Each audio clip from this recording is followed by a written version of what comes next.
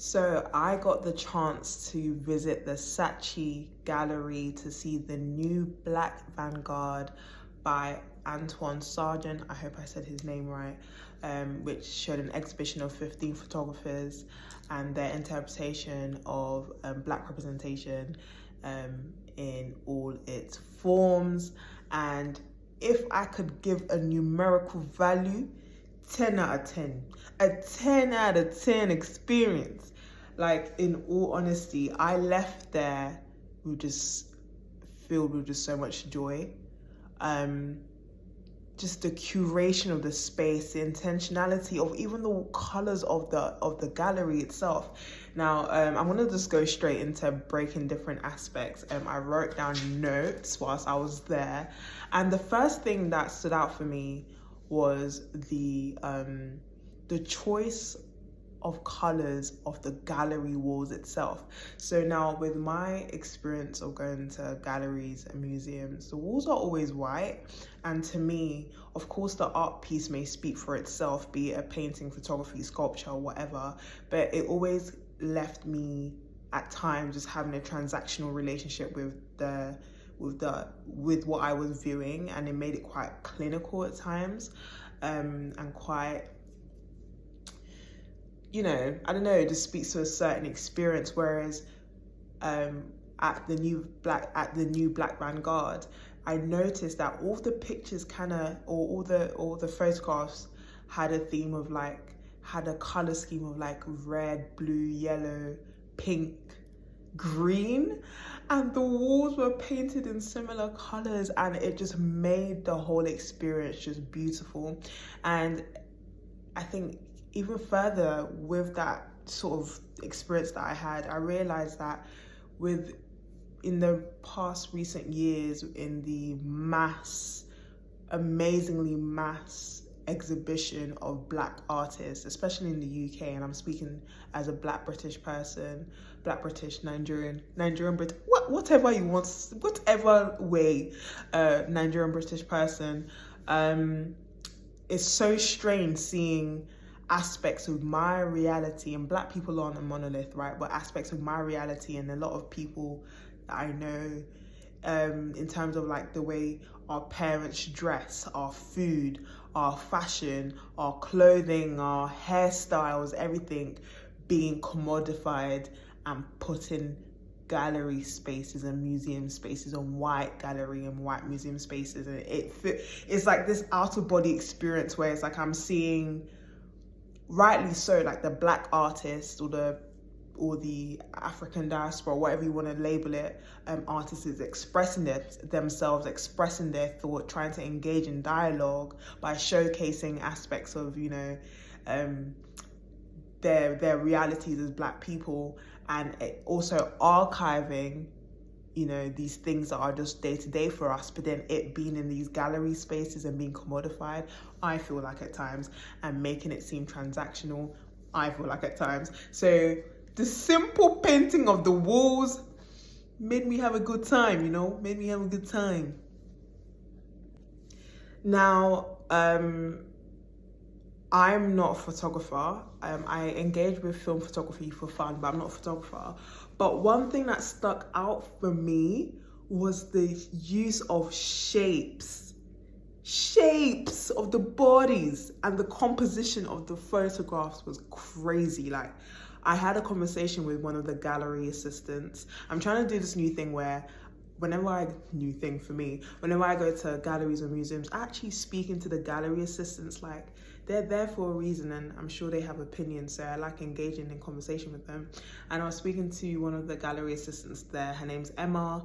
She's actually a sculptor, and she pointed out the same thing I was noticing, in that the shapes of the bodies and the limbs of the models and the subject of the pictures was like stupendous. And for some reason, like, I've been to a lot of photography exhibitions, but this is the first one that the use of shapes and composition really stuck out to me, and I just thought, wow, like, it was such an amazing experience. The central theme and the emphasis on the theme of the intersection between art and fashion is what, you know, the new Black Vanguard surrounds. And what was cool and interesting to me was that some of the photographers and the artists, the choice of fashion, like the subject was dressed in, just allowed me to reimagine what would it look like if we had more, like if we were able to see the more archives, or just more, yeah, I guess archives of Black people in the Victorian era, or just like in certain dated periods out there to see and engage with. I noticed that I felt like some of the pictures, even if they weren't intentionally dated, like as a Victorian era or whatever, it was really cool just being in that space to reimagine and engage. Also, I don't know if anyone else, you know, thinks this, and pardon me, I'm not, you know, the art critic and whatnot, but in like the most recent years, anytime I go to an exhibition, I'm either seeing Afrofuturism or the depiction of Black hair salon and a Black hair experience, and it's great, it's fantastic, but it's the people that are commissioning, the artists, is like, or the people that are, you know, curating the spaces, that's all they ever put out, just either Afrofuturism or the Black hair experience. And I think it's great, but it's just interesting. But I'm not blaming, I'm not blaming them. I'm just saying, you know, I'm one person and I'm limited. So I'm not saying that that's the case for everywhere or at all times. But I don't know, man. I just feel like showcase other things, innit? Like, I think 2 or 3 things that I was left with that I wanted to explore is, one, just the depiction of, I guess, the subjects in the photographs, dressed in like these high fashion pieces, but the environment either looked worn down, gritty, torn, harsh, abrasive. But it was really cool, because then it's like a story that I was receiving from those images is like those people, those individuals aren't being pigeonholed by their environment, but they're still choosing to be defiant and express themselves. And some of them reminded me of the sapeurs.